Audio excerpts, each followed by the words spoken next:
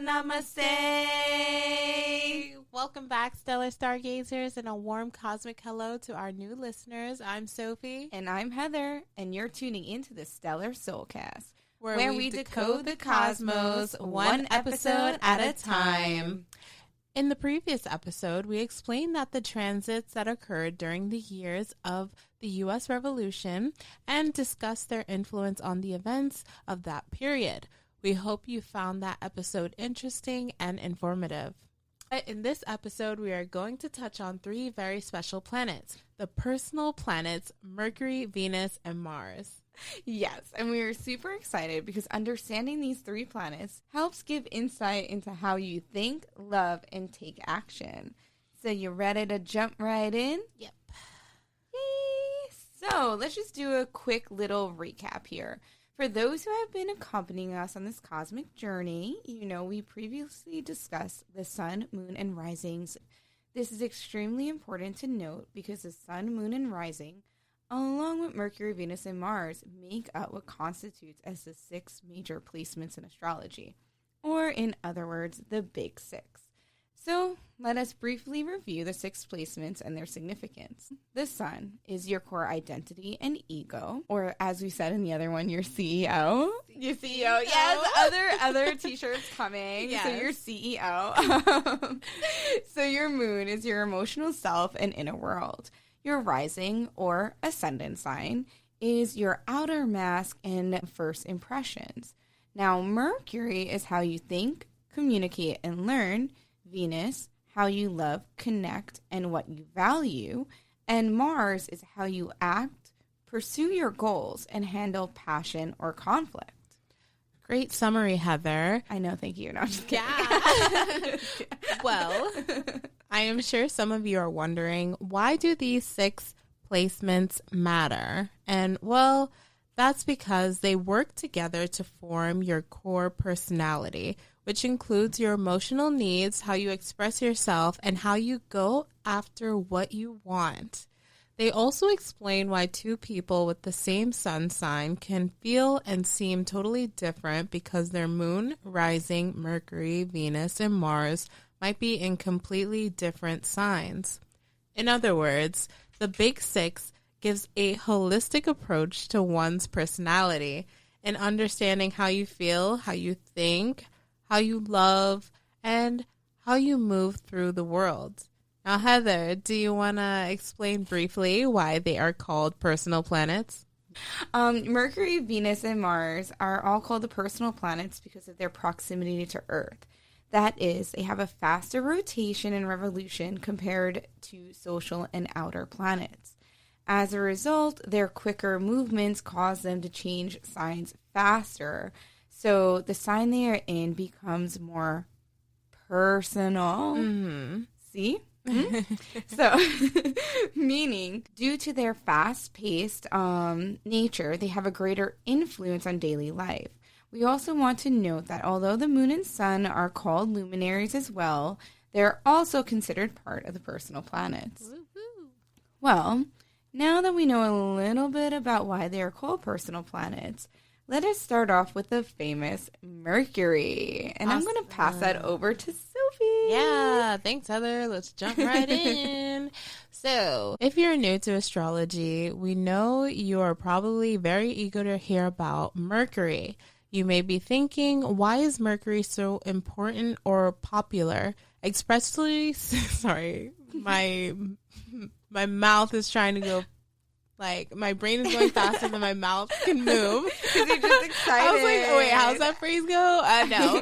But, yes. So, Mercury has been getting some spotlight, some fame. Hey. But it's because you probably heard the term Mercury must be in retrograde when referring to situations or events which seem to be more chaotic and or overwhelming. Well, we will touch on what they mean by retrograde in a moment. But first, we want to go over what Mercury rules. You may recall from episode 4 that Mercury rules the zodiac signs of Gemini and Virgo, but we also want to stress that it's exalted in Aquarius and often weak when transiting through water signs. Now, in terms of daily actions, Mercury rules your communication, thought process, learning styles, mental approach, and much more. But when it comes to communication, Mercury rules how you speak, you write, and express yourself. When it comes to your thought processes, how your mind works, are you thinking fast, deep, scattered, focused, etc. In terms of your learning style, Mercury will give some insight on how you take in information, how you study and remember things. With your mental approach, Mercury will tell how logical, imaginative, detail-oriented, big-picture thinking you are in terms of how you approach things mentally. And some key characteristics to remember about Mercury is that it is fast-moving, both in the sky and symbolically. It's associated with logic, reasoning, ideas, and connections. Your Mercury sign will show how you share information, how you absorb new ideas, how you process what's happening around you. And also, Mercury doesn't just affect communication with others, it also shapes your internal dialogue. In other words, how you talk to yourself. Mercury was the god of communication, travel, commerce, and trickery. He was known for being quick-witted, clever, and always on the move. Yeah, Mercury is the Roman version of the god Hermes, and many of their stories and attributes overlap. Mercury wasn't just any god, he played a messenger role serving as the link between worlds, including the mortal and divine. That's why in astrology, Mercury governs communication, thinking, and movement. And as we mentioned, Mercury is quick in nature, just like the god himself. Bam. Yes, indeed. You know what I always think though in Hercules, the Disney one. Oh yeah. Yeah, I don't know why when you were saying that I was thinking about was it Hermes? The one that was like you know what I'm talking about, like the little guy. Oh, okay. Was it Hermes? I can do a quick check. So let's see. I'm just Hermes curious. In Hercules. Let's see if there's a connection here. Okay, so in Disney's Hercules, Hermes is portrayed as the messenger of the gods, often sent by Zeus to contact Hercules. It was the blue guy. Yes, that's exactly who I was thinking about. Okay. Oh my gosh, I don't know, it just came to my mind like in that moment as you're talking about. I love that. I loved Hercules. I mean, with the whole astrology, but mythology, the quick-witted cleverness, I think of totally Gemini. Because of how clever and witty they could be with the tongue. 100%. Oh, and very the Virgo comes out with their OCD. Oh yeah, wanted to make sure it's right. Anyway, let's move on to Mercury in retrograde. So that is why our clarity often becomes disrupted during Mercury retrograde. I first want to take a step back and explain to you what retrograde actually means, especially for those of you who are new to astrology. Well, retrograde, astrologically speaking, is when a planet appears to be moving backward in the sky from our point of view on Earth. Now, that does not mean that it's actually moving backward. It is just an optical illusion. It's created by the difference in speed between Earth and the other planet as we revolve around the sun. So, in astrology, retrogrades are important because it symbolizes a time of slowing down, reflection, and working the themes of the planet that appears to be moving backward.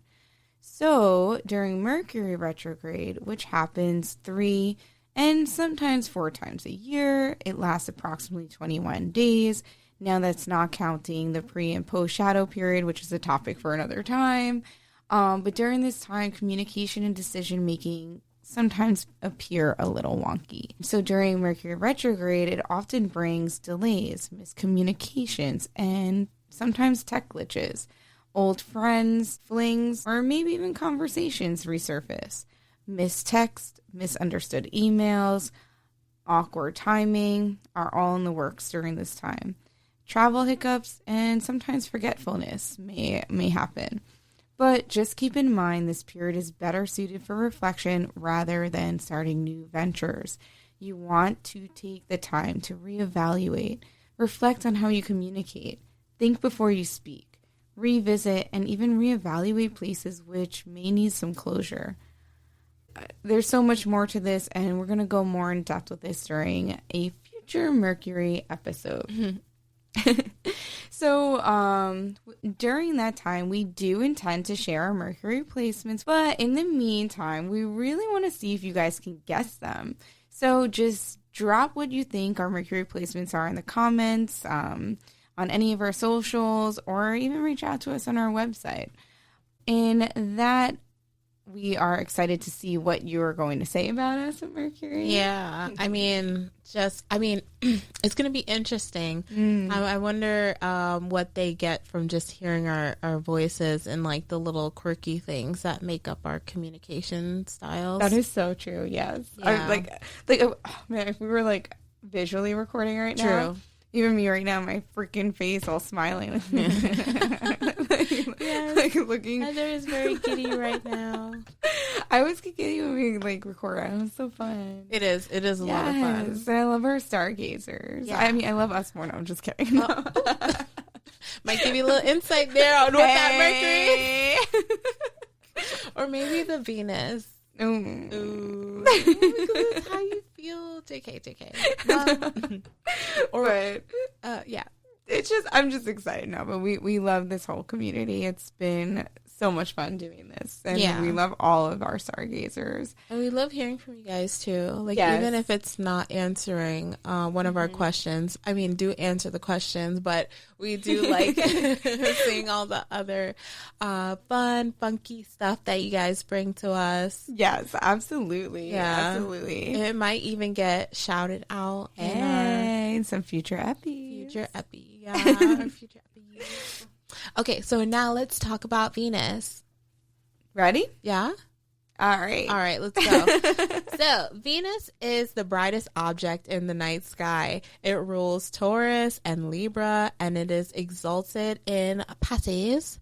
Many people often think of Venus as the planet of love, but it actually covers so much more than just romance. Venus rules love and relationships, beauty and aesthetics, pleasure and comfort, and self-worth and finances.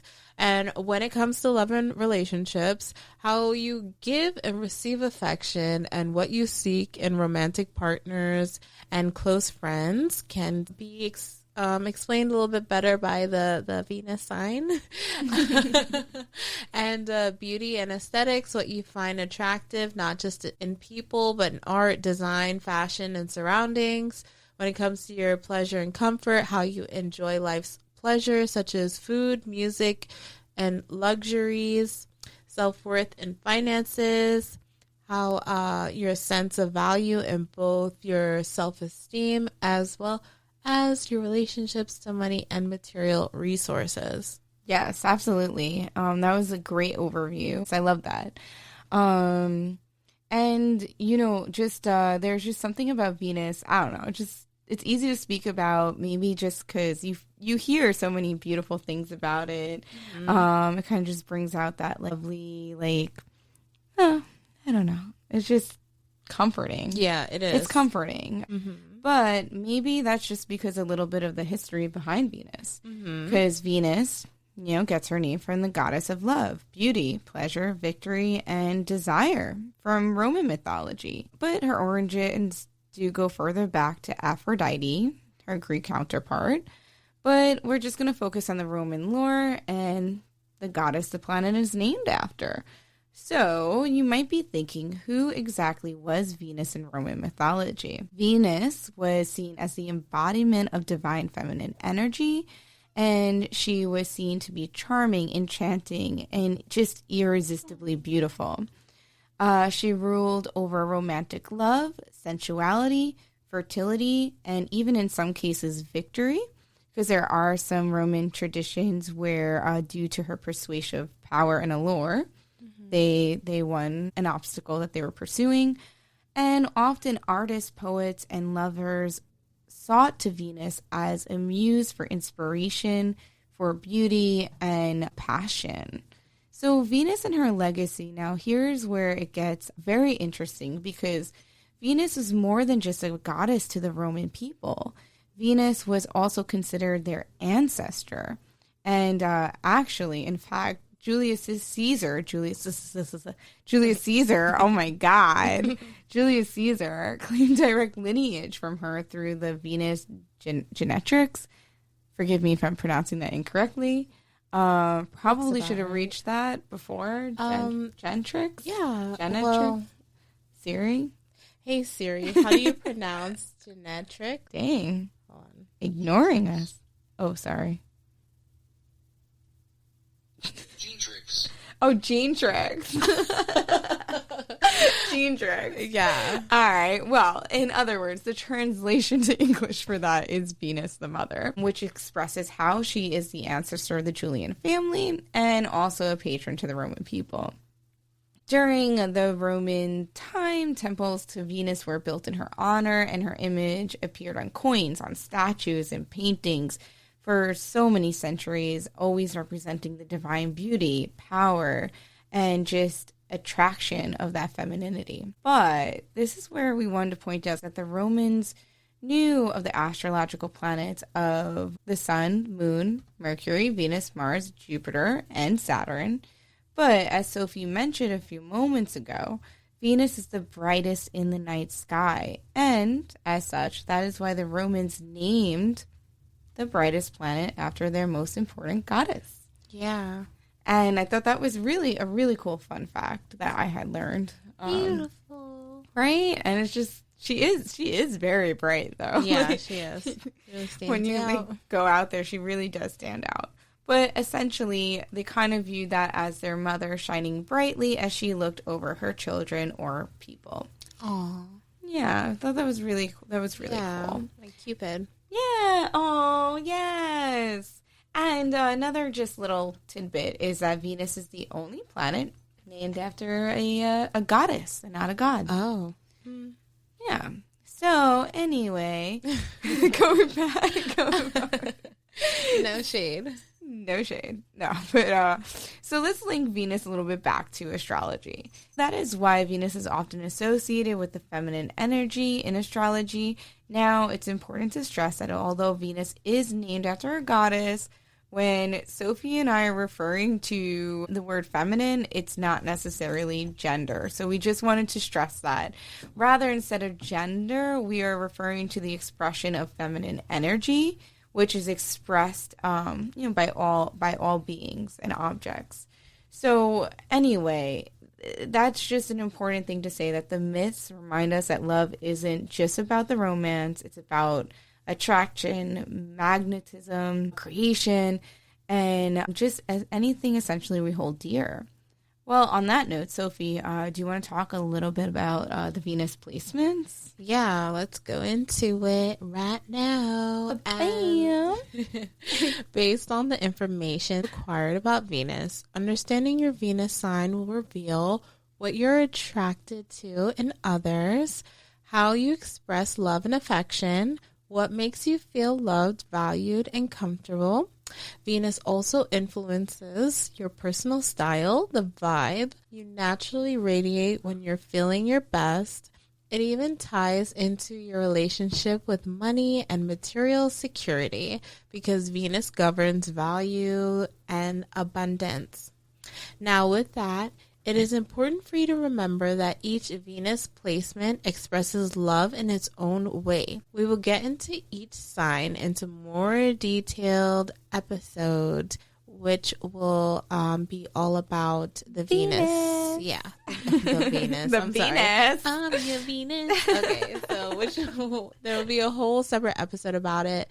But let's move into Venus retrograde. What does this time represent? It just like most represents. represents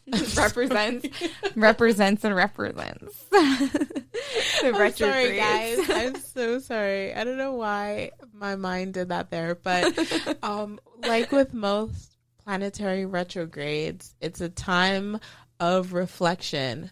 Venus goes into retrograde roughly every 18 months and lasts approximately 6 weeks. At the time of this recording, it is May 6th, 2025, and we just finished a Venus retrograde, which lasted from March 1st, 2025 until April 12th of 2025. And the next retrograde in Venus will begin on October 3rd of 2026 and will last until November 13th of 2026. Now, during Venus retrograde, it is time to reevaluate things related to how we love, who we value, how we receive affection, how we spend and invest, our self-image and aesthetic identity. Since it's a time for reflection and adventure, you should be cautious when starting brand new relationships or big beauty transformations like surgery, cosmetic surgeries. Also, be cautious when communicating in existing relationships because misinterpretations can flare. You want to be cautious when overspending on luxuries or image-based products. Yeah, definitely. Sorry, I giggle. I giggled there because Sophie and I and our significant others just came back from a trip to Montreal. Yeah. During Venus retrograde. And we did not take heed to the overspending on luxury. It was big bang. It was really, it was a lot. It was fun, but yeah, we definitely did not seek heed to that. No. You know, our sign should have been when I couldn't find the mascara. Because I forgot my mascara at home. Right. So I guess up in Canada, it was, we're in New York. So just to put it into like perspective.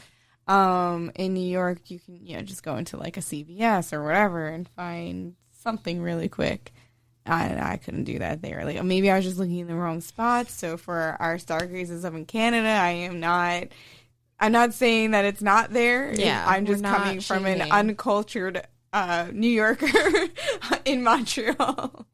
No, but that should have been our first thing because I searched all over for that. Yeah. Finally found it in that random makeup store. Right around the corner too from our Airbnb. Oh my God, yeah. And then but didn't you guys even went there earlier in the day than when we made the second attempt? It was actually on the other side, so we didn't see it. So we were on the street. It looked like a grocery store. It was yeah, but it was like in the other side too. It was like a weird and it was weird because it looked like a Sephora or an Ulta. Yeah, Ulta, and in reality, it was just I don't know what it was. I really don't know. Convenience store. Maybe, yeah, I guess like a convenience store, like a beauty convenience store. Yeah. And there was a bunch of temptations, like getting a zoomed up image of our irises. Oh, wait, that was in downtown. Oh, that was downtown. Yeah, that was downtown. Yeah, but downtown. It was still a temptation. But, right? this temptation on the luxury and the spending, yes. Right. And something regarding self-image, so it's like right on par. But we fought the urge, and we said we're not going to do it. We don't need the pendant or the. No, it's really hard. The random art piece. No, but it was only because you were with me. Because I probably would have went back and gotten it, and I'm so thankful I didn't. Because it was so stupid expensive. I literally was like the morning before we left. We were like, guys, we're not going back there. I'm sorry. Oh my God, that was so freaking funny. Can you tell where my Venus Oh man, is? Yes. What sign? My ability and easiness to say no. Damn, I don't know. I mean, I don't know. My Venus placement isn't really, I guess it could have the ability to say no, but it depends on what it is, probably. Oh, you know why? There's a hidden meaning. There's a deeper meaning behind the exterior. Oh, sorry. I keep tapping. Oh, there's cute cat. Yeah, he's chilling with us. Hi, Yoru. Oh, he's here on top of our studio table. Yeah. He wants to be part of the fun. Anyways, so in closing about Venus, we are getting ready to wrap up this introductory on Venus, and we are super excited to go more in depth regarding Venus placements in your natal chart, her retrograde, and so much more that we can talk about, but that will be in future episodes. In the meantime, as you continue this cosmic journey with us, we would love for you to try and guess our Venus placements. So drop your thoughts in the comments or message us. We will reveal in that future episode that we're mentioning.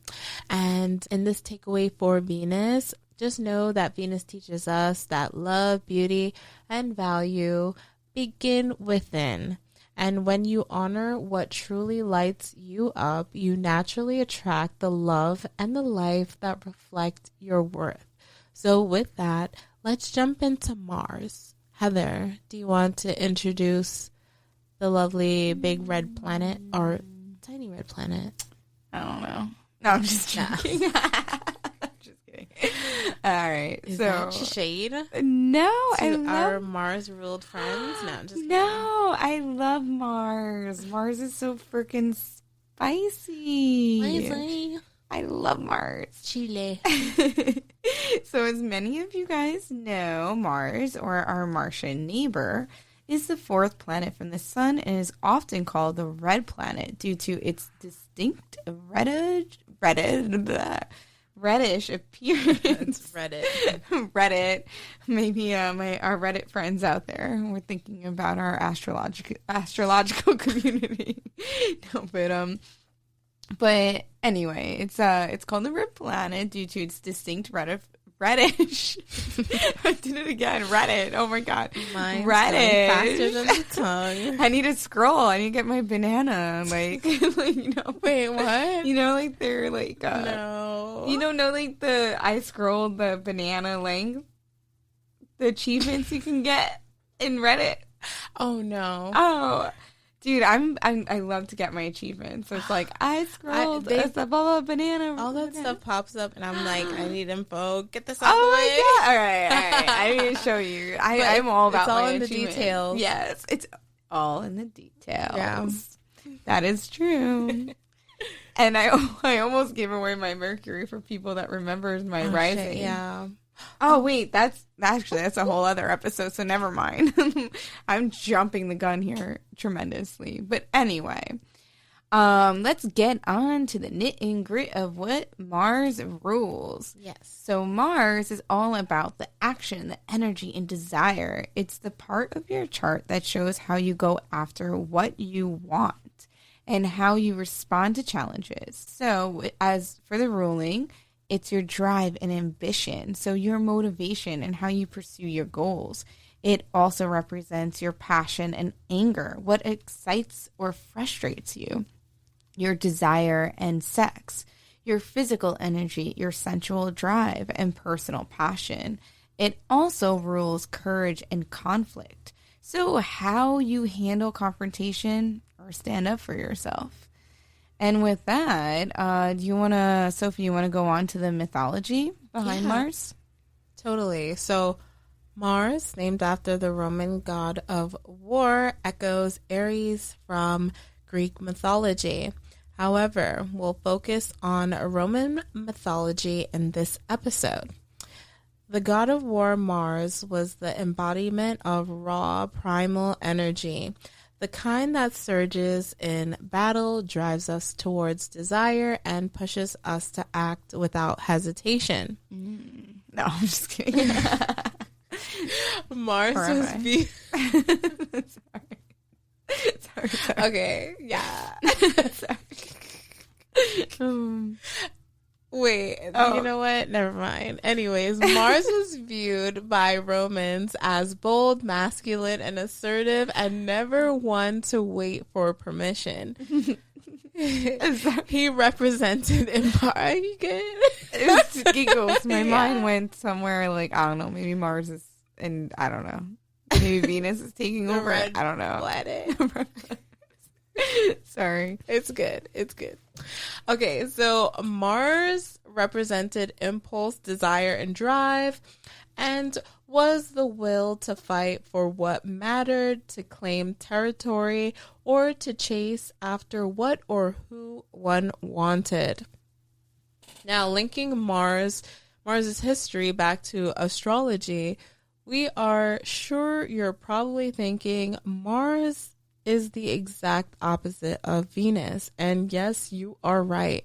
Mars is strongly associated with masculinity, and again, although Mars is named after a god and represents masculine traits, we are not referring to gender, but rather the energy one exhibits. Now, what is also important to note is that in Roman myths, Mars was often caught up in passionate entanglements with, you guessed it, Venus. And this is what led to the love and war attraction between the personal planets of Venus and Mars in astrology. Together, they represent the eternal dance between passion and action and pursuit and desire and defense and everything.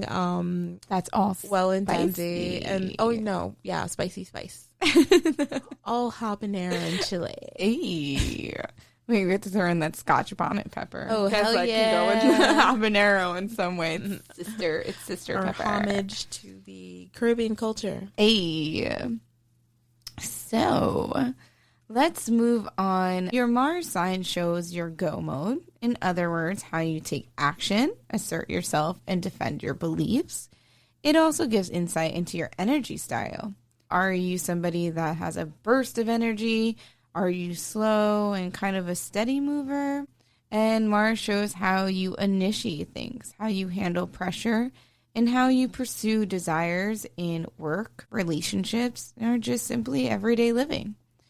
So in short, Mars is your cosmic fuel tank, and it tells you how you move through life when it's time to make shit happen, man. Yeah. And let's go forward. Sorry. I'm sorry. It's my cat. No, He's so passionate right now, and he just he love nipped me. It's as if outward, I don't know. He went. He fed off the energy, I guess. Maybe I was channeling Mars. Oh, yeah! Look at this. He's so excited.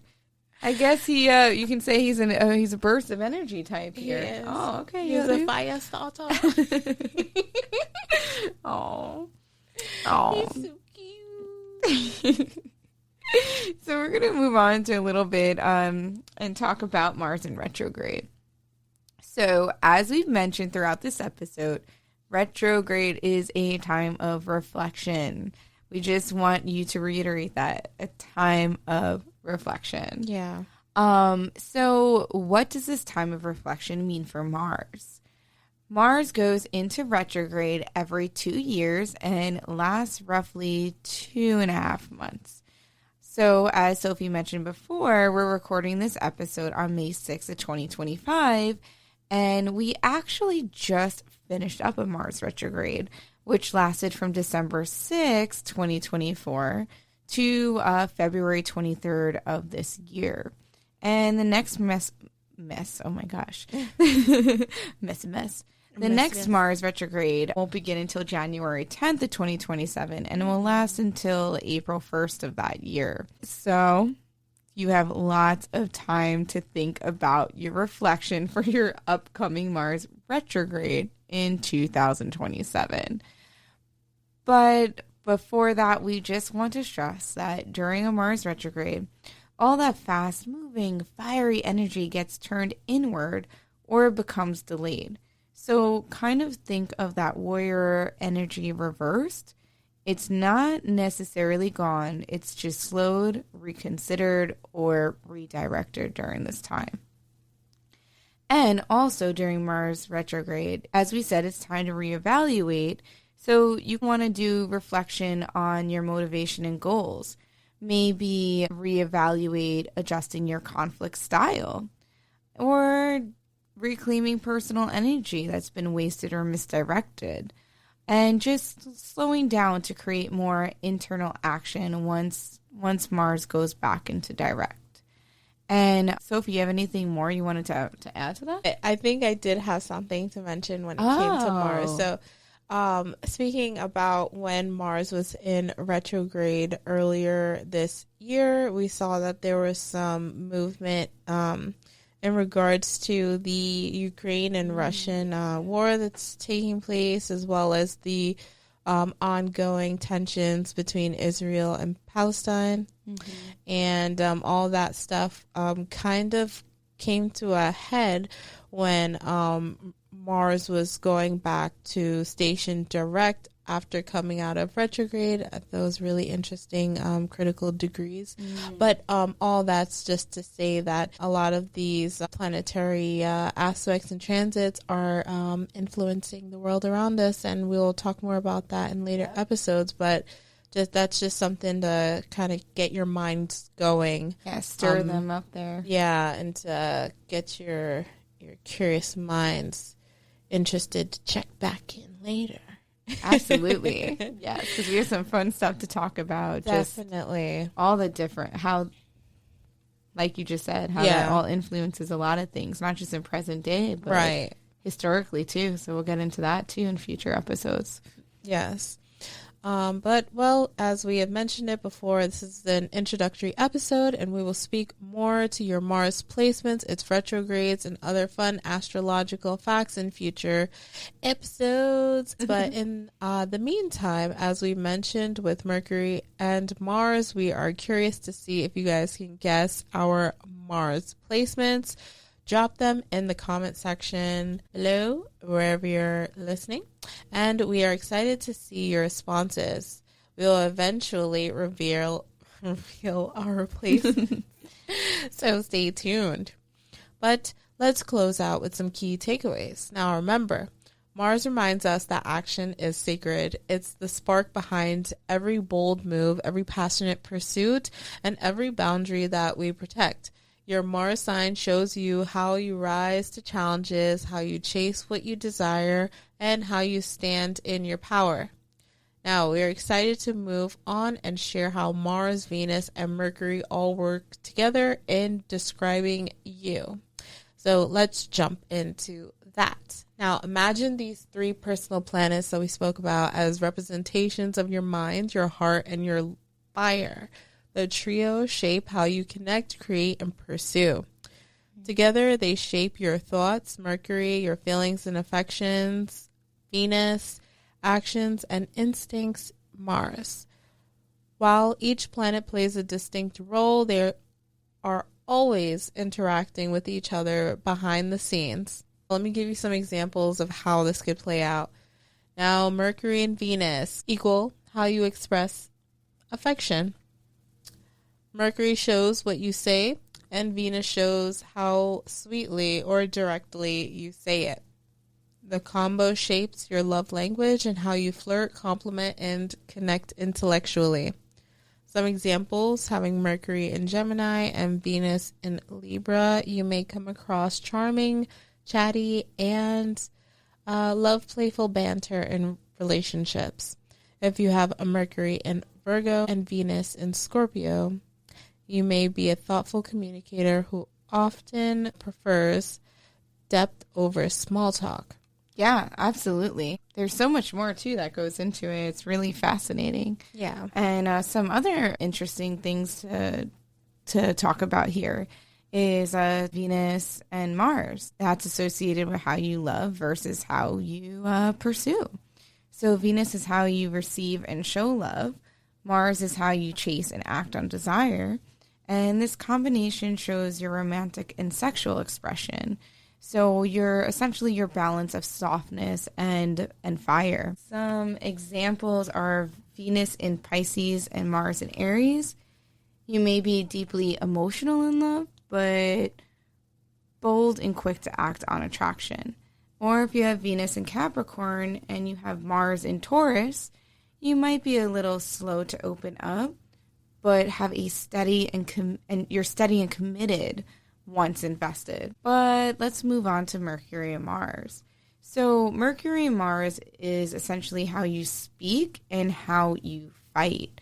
So Mercury is what you say. Mars is how you say it when you're fired up.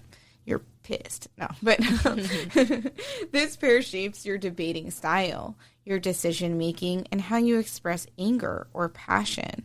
Let's dive into a few examples here. Let's say you have your Mercury and Mars and your Mercury in Aries and you have your Mars in Leo. You may be outspoken and quick to argue, but also motivating and passionate, very fiery. And then you may have Mercury in Libra and your Mars in Cancer, and you might be diplomatic, communicator. You may like to avoid conflict and withdraw when upset. Flying away there.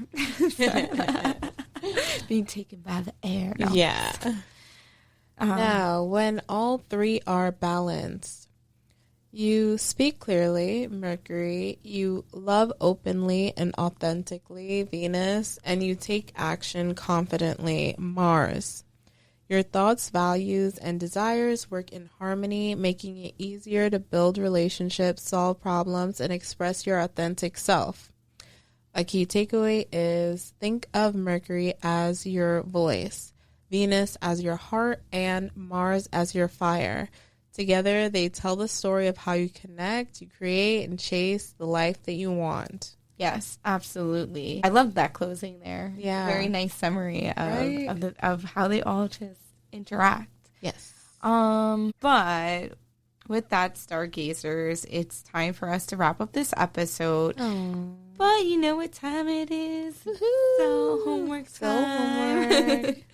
But in the last episode, we asked you to share with us what you thought was the most interesting or possibly what stood out to you most regarding the planetary placements and events surrounding the U.S. Revolution. We got some pretty cool responses that we read. Yeah. But if you're listening for the first time, we encourage you, go check out episode 8 and let us know what you think. Yes. And this time we are going to encourage you all to find your Mercury, Venus, and Mars on your generated natal charts. And if you haven't generated your chart yet, you can do so for the first time on Time Passages or on astro.com.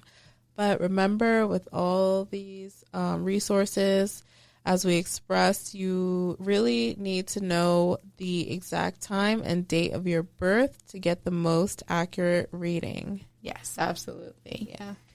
And if you have your chart, just if you're listening somewhere where you're not driving or, if you're somewhere and you're taking notes while you're listening to us, just take a few moments to reflect on your personal planets, which shape how you think, love, and take action.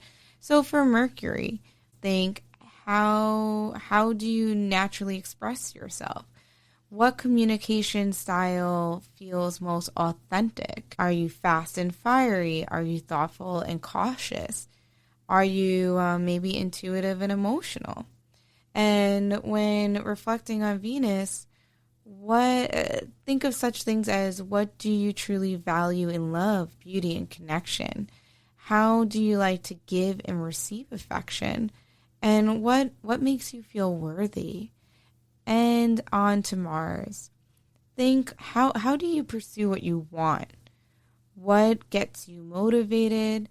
How do you respond when you feel challenged or maybe when you feel frustrated? Nice. And as we move forward, we hope that these journal reflections are starting to make a little more sense. And don't worry, we will review the personal planets more in depth when we get to their episodes. Now, during this reflection, if you have any questions, you can always reach out to us on our social media, DM us, leave us a comment, email us, and we will, of course, get back to you ASAP. Yes, absolutely.